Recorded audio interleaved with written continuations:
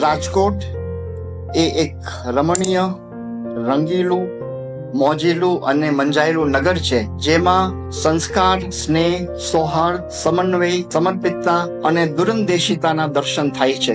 જાડેજા વિભાણી સમાજ અને રાજકોટ રાજ્યના સ્થાપક ઠાકોર સાહેબ વિભાજી બાપુએ આજી નદીના કિનારે અંદાજે 414 વર્ષ પૂર્વે ઈસવીસન 1610 એક નગર સ્થાપ્યું. ઈસવીસન 1720 સોરઠના તત્કાલીન નાયબ ફોજદાર માસૂમ ખાને ચડાઈ કરીને રાજકોટને જીત્યું અને ત્યારે ઠાકોર સાહેબ મેરામણજી બાપુ માતૃભૂમિની રક્ષા કાજે વીરગતિ પામ્યા.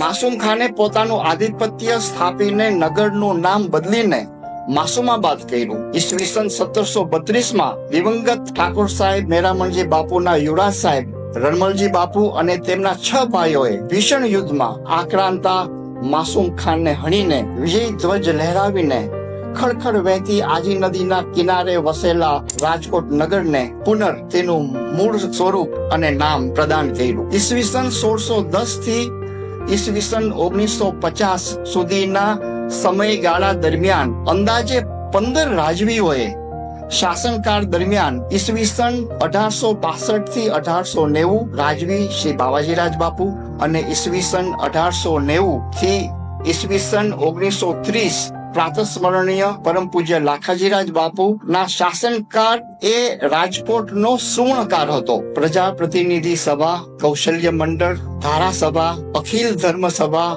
ખેડૂત મહાસભા, રાંદરડા તળાવ, લાલપરી તળાવ, Rajkumar college, Kishorsinhji school, Alfred high school, Karansinhji school, Padmakunvarba hospital જેવા અનેક લોક કલ્યાણના કાર્યો એક સીમાચિહ્ન હતા. રાજકોટની એક ભવ્યતા અને સ્થાપત્યો આજે આપણે જોઈ શકીએ છીએ.